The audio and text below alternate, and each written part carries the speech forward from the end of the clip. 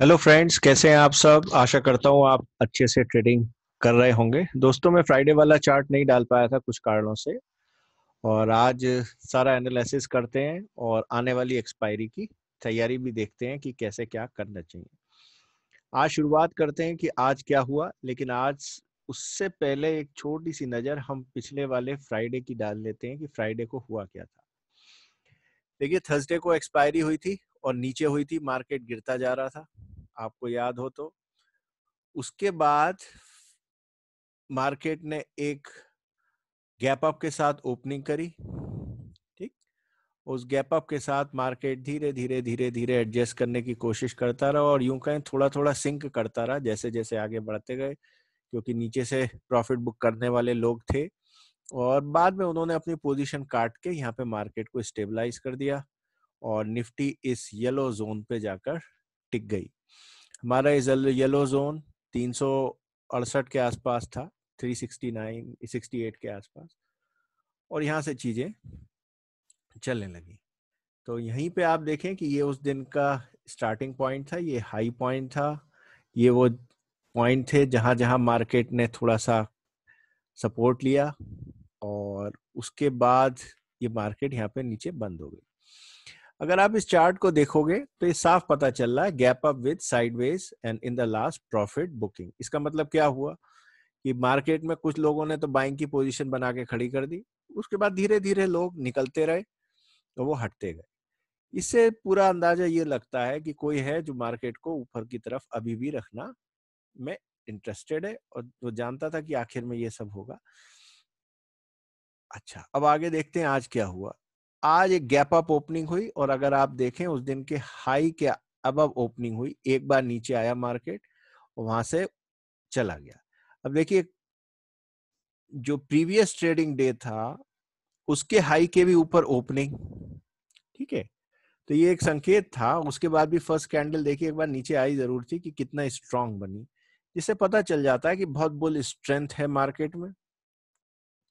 ये जिस जगह जाके रुकी ये हमारे प्रीवियस बने हुए ही सारे सपोर्ट एंड रेजिस्टेंस हैं, ये थर्सडे वाले हैं, क्योंकि थर्सडे को मार्केट ऊपर गया था। और ये आप देखेंगे कि मैंने पहले ही ड्रॉ कर रखे थे, ये ब्लू लाइंस जो हैं ये अब की नहीं है, ये वाले देखिए, ये यहाँ से ली गई हैं सारी की सारी, कि जब मैंने पूरा बताया था कि कहाँ कहाँ ट्रेड करना चाहिए, कैसे करना चाहिए एक्सपायरी वगैरह में, उस दिन की लाइन है 460 तक। तो वहीं से आज मार्केट था, मैं उसे फिर से लेके आ रहा हूँ। वो ही बिल्कुल कोई नई लाइन नहीं है इसमें, आज नई लाइन इसमें अब ड्रॉ करेंगे, ये देखिए। ठीक, इसके बाद क्या आया, मार्केट ने यहाँ आया, बड़ा वॉलेटाइल सेशन रहा सुबह का, 15-20 मिनट का, और उसके बाद मार्केट ने धीरे धीरे ऊपर जाना शुरू किया। पहले इस हाइट को तोड़ा, ठीक, यहाँ तक का पक्का था, अब ये था यहाँ से ये लेगा नीचे फिर आएगा। अब यहाँ पे आके कुछ लोग कंफ्यूज हो सकते हैं कि यहाँ क्या ऊपर जाएगा या यहाँ से पूरा नीचे आ जाएगा। तो देखिए, हमारा 50 EMA ये चल रहा है, अगर ये नीचे आएगा भी तो इससे नीचे नहीं जाएगा, क्योंकि इससे नीचे आने पे फिर चीजें बदल जाती।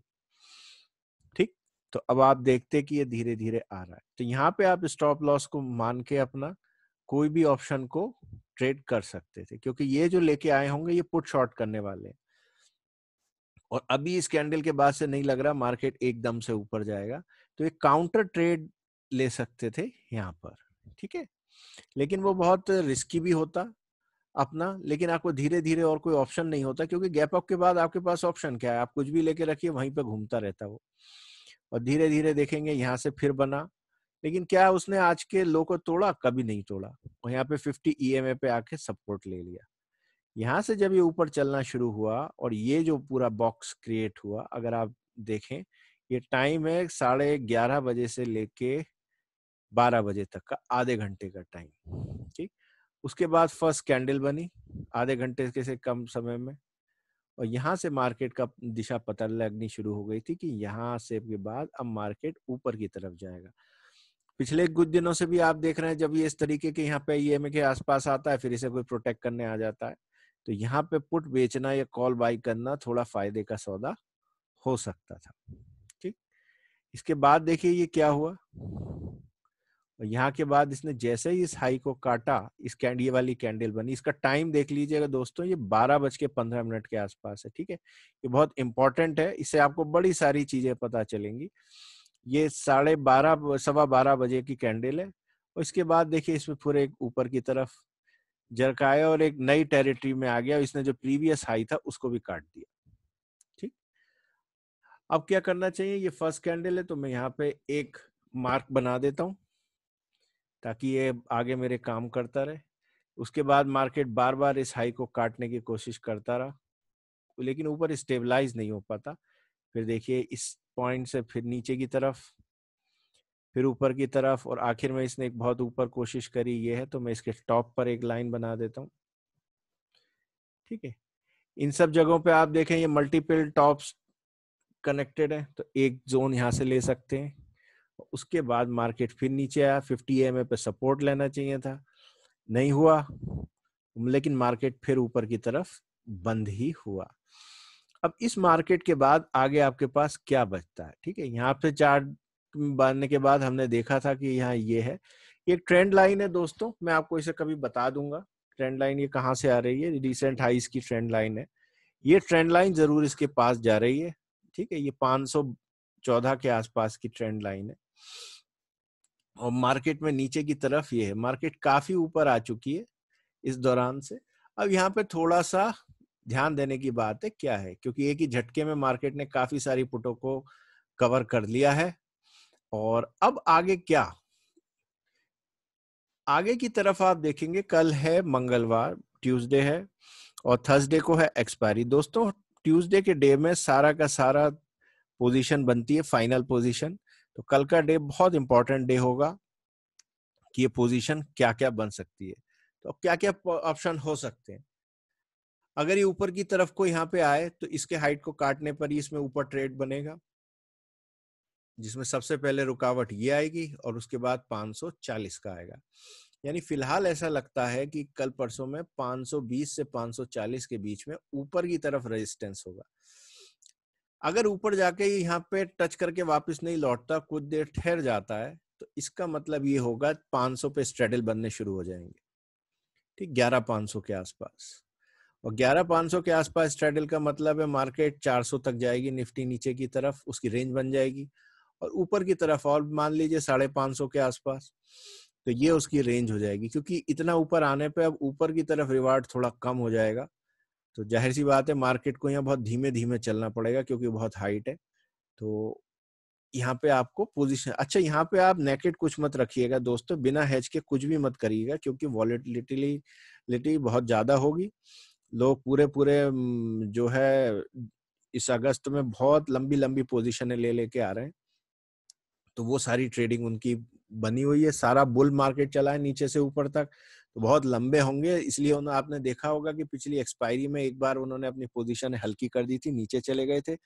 अब आगे उन्होंने हल्की कर दी तो और नीचे जा सकते हैं, लेकिन बिल्कुल नीचे तोड़ के नहीं जाएंगे। अब नीचे गए तब क्या पोजीशन हो सकती है, नीचे जाने पे ये हमारी जो लाइंस हैं 431, 419 और 404, यहाँ पे काफी मजबूत सपोर्ट के साथ ये टिकी हुई है। तो अभी आएगा भी तो फिलहाल इसी जोन में 400 के ऊपर का हम जोन मान सकते हैं, वो टिक जाएगा। अगर बहुत ही किसी फंड ने कोशिश करी तो 370 के आसपास का फिलहाल हमें दिखता है।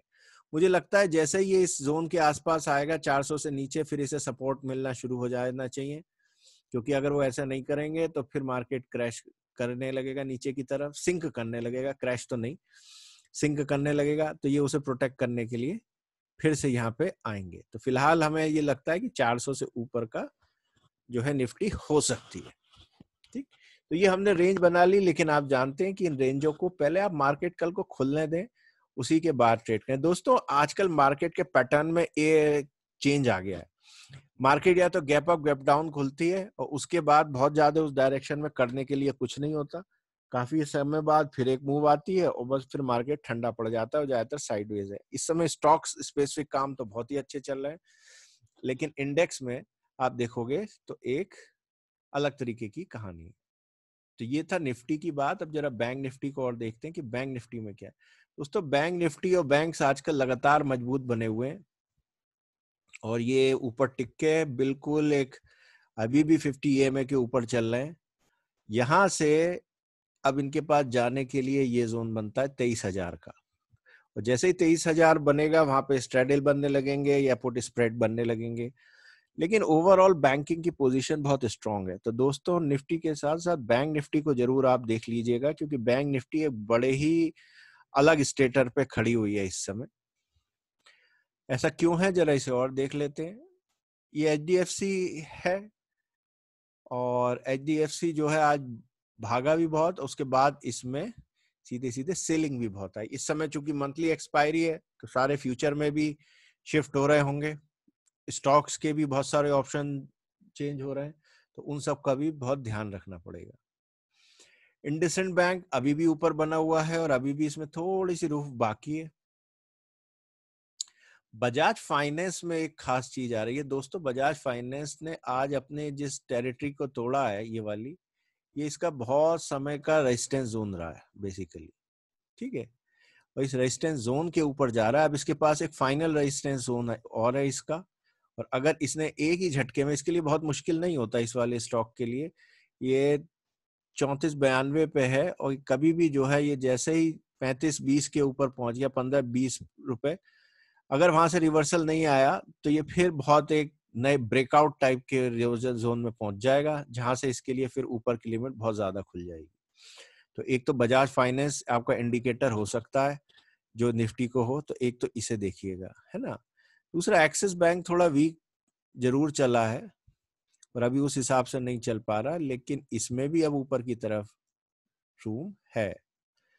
देखिए ICICI बैंक कितना ऊपर चल रहा है, लगातार ऊपर की तरफ बना हुआ है, लेकिन ICICI बैंक जो है एक चैनल में रन कर रहा है। ये देखिए, ये मैंने जो पिंक लाइनें बनाई है, ये इसका चैनल है, ये 367 का लोअर चैनल है, और ये अब ऊपर ही चैनल से कुछ ही दूर है, करीब 3-4 रुपए का।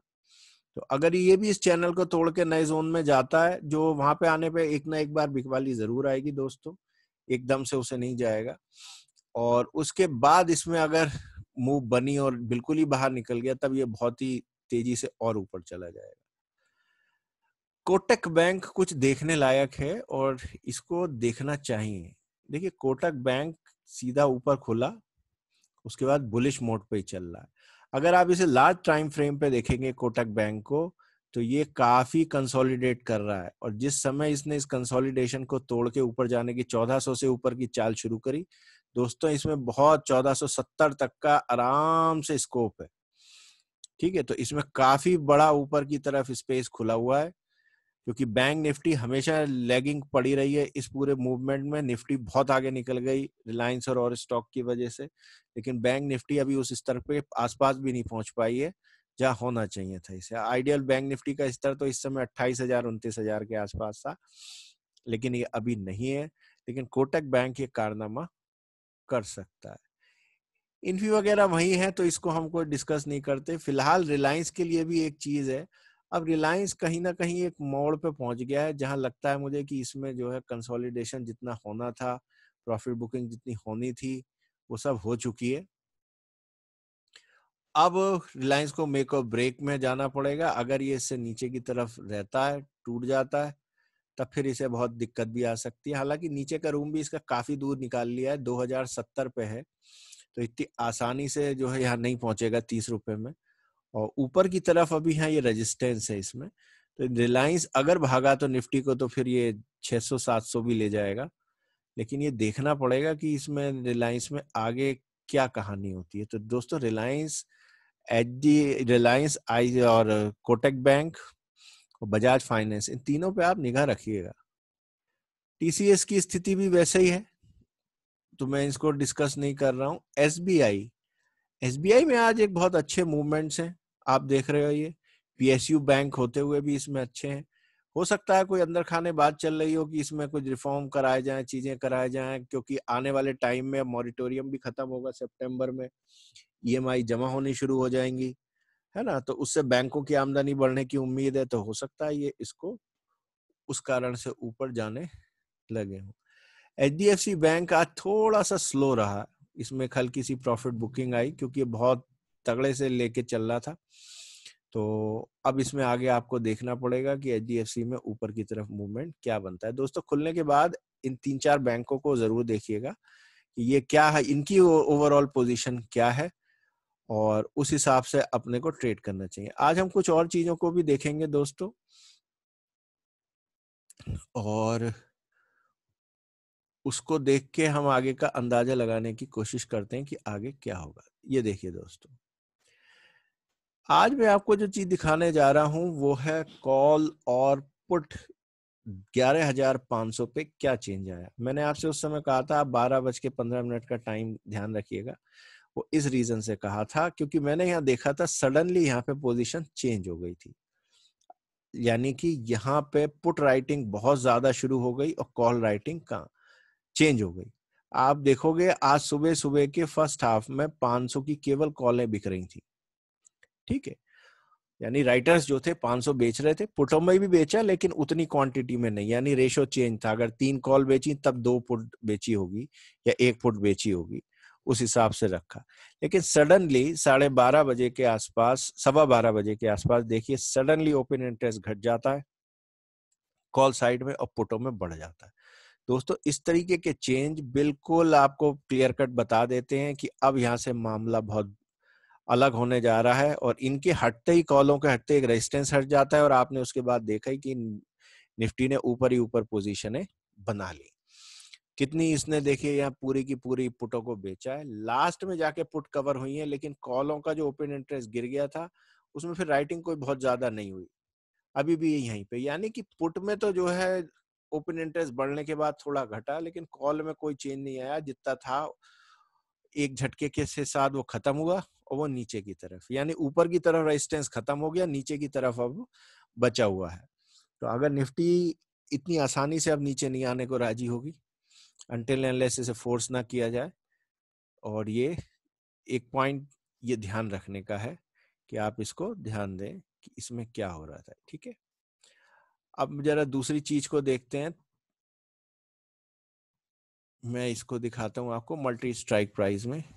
मल्टी स्ट्राइक प्राइस में आज हो क्या रहा था, आज कौन कमा रहा था, देखिए मल्टी स्ट्राइक प्राइस में आप देखोगे कि आज जो असली कहानी चल रही थी वो सबसे हाईएस्ट ओपन इंटरेस्ट चल रहा था 11,500 की कॉल में शुरू में, ठीक है। रिलेटिवली आपने देखा कि दूसरे तरफ राइटिंग हो रही थी कॉल में, यानी कॉल और पुट में तो जो था कॉल का ओपन इंटरेस्ट हाई था, यानी बड़े लोगों ने कुछ ने राइट किया होगा, जो स्विंग ट्रेड कर रहे होंगे या जिनके पास बहुत लंबी पोजीशनें होंगी। अब कोई नीचे 11,200 से 11,300 से कॉल को लेके चला आ रहा है तो कल वो भी तो खड़ा होगा 500 पे, तो अगर वो बेच भी देगा तो उसे अपना सारे प्रॉफिट को हेज करना होता है, इसलिए वो लोग बेच रहे होंगे, और जो देख रहे हैं कि 500 आज जा सकता है वो इस कॉल को बाई करके कर रहे थे, उन्हीं के लिए वो राइट कर रहे थे। और सबसे कम जो चल रहा था वो था 11,500 की पुट में। ये देखिए केवल एक लोकल गेम जरूर हुआ जो टाइम चेंज होने के साथ हुआ अपना, इसमें चूंकि थोड़ा अलग रहता है, वो स्केलिंग जो है अलग करी जा सकती है, जहां कॉल और पुट अलग रखते हैं, तो दोनों एनालिसिस में फर्क है। उसमें स्केलिंग एक जैसी रहती है, इसलिए कॉल और पुट को हम कर सकते हैं, इसमें रिलेटिव स्केलिंग की वजह से थोड़ा चेंज होता है प्राइसेस में और ओपन इंटरेस्ट में, तो हमें ये देखना पड़ेगा इसमें क्या सीन चल रहा है। तो 11,500 की पुट है, उसके बाद जो थी था सबसे ज्यादा जो था वो देखिए ये था ऑरेंज कलर की लाइन, और जानते हैं क्या थी, ये थी 11,400 की पुट। यानी आज सबसे ज्यादा देखिए नीचे से ऊपर तक लास्ट में जाके जरूर खत्म किया, उन्होंने जो कमाई करी है सबसे ज्यादा वो 11,400 की पुट में करी है, यानी खूब 11,400 की पुट बेची और उसको जो है डिफरेंट तरीके से हेज किया होगा, और ये इसमें इन्होंने आज की डेट में किया। तो यानी कि 400 को तोड़ना इतना भी आसान नहीं होने वाला है जैसा सोच रहे हैं लोग। मैक्स पेन देखें तो वो भी 400 के ऊपर खड़ा हुआ है, अभी ये ऊपर 500 की तरफ नहीं आया, तो यानी दोस्तों 400 की तरफ ऑप्शन डेटा जो कह रहा है वो थोड़ा सा इंडिकेट कर रहा है कि ये अब मार्केट कुछ ज्यादा स्ट्रेच कर गया, यहाँ से 400 की तरफ भी आ सकता है। और 500 की तरफ तो जो है वो फिर है ही है, अभी 500 की तरफ उतनी पोजीशनें बननी नहीं शुरू हुई हैं जितना 400 की तरफ का है अगर हम दोनों को करें। नो डाउट मार्केट कहीं इतनी नीचे आसानी से नहीं जा रहा। मार्केट में आवरली वाला जो 50 EM में खड़ा हुआ है वो 300 के आसपास है, तो अभी इतनी आसानी से मार्केट 11,300 को तोड़ के नीचे नहीं जाएगा और ऊपर भी अब लिमिटेड होता जाएगा। अब इसमें वॉलेटिलिटी बढ़ेगी, यानी बार बार चॉपी मूवमेंट्स आएंगे, तो आप कोई पोजीशन बहुत ज्यादा लंबे समय तक मत रखिएगा। जहां आपको लगे अप्रोप्रिएट प्रॉफिट हो गया वहां से निकल जाइएगा। या फिर एक तरीका और है इसमें, आप सिर्फ मार्केट को अब ये मंथली एक्सपायरी को निकल जाने दीजिए और उसके बाद ट्रेड करिए। तो ये दोनों ही तरीके हैं, छोटे प्रॉफिट के लिए करें या बड़ों के लिए, क्योंकि इसमें जो लोग नीचे लेके आ रहे हैं उन्हें कोई फर्क नहीं पड़ता, उनके पास ऑलरेडी बहुत प्रॉफिट में है। एक तीसरा तरीका है, आप इसमें कोई स्ट्रेटजी बनाएं, पुट स्प्रेड बनाएं 11,500 का, 400 का स्ट्रेडल बनाएं 11,450 का। ये जो स्ट्रेडल है कल आप माहौल देख के बनाइएगा क्या होता है, क्योंकि कल ही सारी पोजीशनें बनेंगी और उसके अकॉर्डिंग फिर आप कल काम करना। सेकेंड हाफ में स्पेशली आपको समझ में आ जाएगा कि कहाँ कहाँ पोजीशनें बननी शुरू हुई हैं। इतने सारे मैंने एनालिसिस के वीडियो दोस्तों बनाए हैं, आप आशा करता हूं कि उन सब से अब तक समझने लगे होंगे कि लगभग कहाँ एक्सपायरी होने वाली है। दोस्तों एक पिन पॉइंटेड क्या हमें चीजों को करना चाहिए दोस्तों, ट्रेडिंग में आप एक नियम बना लीजिए, कोई भी पिन पॉइंट की कॉल खरीदनी है, पुट बेचनी है, ये करना है, ऐसा मत करिए। मार्केट देखिए, पहले शुरुआती मार्केट को देखिए, तब उसके अकॉर्डिंग अपनी पोजीशनों को बनाइए। अगर आपको नहीं आ बन रहा कोई बात नहीं, मत ट्रेड करिए। मैंने आपको कितनी एग्जाम्पल दिखाए, कितने एग्जाम्पल दिखाए जहां क्लियर कट मार्केट में एक छोड़ दिया मौका, दूसरा छोड़ दिया, कितने सारे मौके बने और दोनों साइडों पे बने। आप देखिए कॉल साइड पे भी बहुत सारे मौके थे बुलिश मार्केट के, और पुट साइडों पे भी बहुत सारे मौके थे। बुल्स को भी खूब मिला, जो ओवरनाइट लेके जा रहे हैं वो बुल्स को खूब मिला, और बियर्स को आपने देखा कि उनमें दिन में इतने इतने करेक्शन दे दिए कि वो उस झटके में पूरा कर लेते हैं। तो दोस्तों इसको आप देखिए कि कहाँ मौके बन रहे हैं, उस मौके पे एक ट्रेड लेने की कोशिश करिए छोटे से रिस्क के साथ, और तब जहां आपको लगे कि अभी अप्रोप्रिएट प्रॉफिट हो गया है उससे निकल जाइए। बहुत लंबी चौड़ी बातें मत सोचिएगा कि यहाँ से ये हो जाएगा और वो हो जाएगा, तो क्योंकि इसको कंट्रोल करने वाले लोग अलग ही हैं। अगर सबको पता चल जाएगा कि इसमें क्या होना है तो फिर तो हो गया काम, और मेरे आपके किसी ना तो ये मार्केट कहीं जाने वाला है ना कुछ होने वाला है। वो जब चाहे, वो अभी चाहे तो कल ही 11,600 आपको दिखा सकते हैं और नीचे की तरफ 11,300 दिखा सकते हैं। तो उनके लिए कोई मुश्किल नहीं है। वो किस बेसिस पर डिसीजन लेते हैं, वो इन्फॉर्मेशन बेसिस पर डिसीजन लेते हैं, और जो इन्फॉर्मेशन है वो हमारे पास जाहिर सी बात है जब तक आती है तब तक वो बासी और पुरानी हो चुकी होती है, तो उसका कोई बहुत महत्व नहीं होता आगे क्या है। लेकिन ओवरऑल मार्केट में अभी स्ट्रेंथ बनी हुई है, क्योंकि go local vocal for local का मोटो चल रहा है। तो इसलिए आप देखेंगे बहुत सारे स्टॉक्स में बहुत बहुत तेजी है। आप देखेंगे अभी भी होटल के स्टॉक्स में और उन सब में अभी ब्रेकआउट्स आए हैं सारे के सारे। तो ऑलमोस्ट लगभग सभी स्टॉक्स में जो अब तक बंद चल रहे थे या बहुत नीचे थे उनमें भी ब्रेकआउट आने शुरू हो गए हैं, क्योंकि मार्केट जब जैसे जैसे आगे खुलता जाएगा, सितंबर में और खुलेगा, उस हिसाब से पोजीशनें बननी शुरू हो जाएंगी। तो एक बड़े करेक्शन जो है देखना है कि कब आता है या कैसे होता है, लेकिन अभी भी फिलहाल बहुत सारी चीजें हैं। मार्केट इतनी आसानी से तो अभी नहीं लग रहा सिनेरियो को देखते हुए कि वो नीचे आने को तैयार है। तो दोस्तों आप तरीके देखिए मार्केट को ट्रेड करने के और उस हिसाब से अपनी पोजीशनों को बनाइए। तो in the last, this is disclaimer, this information is just for educational purposes. Consult your financial advisor before taking any trade. Thank you. Happy trading.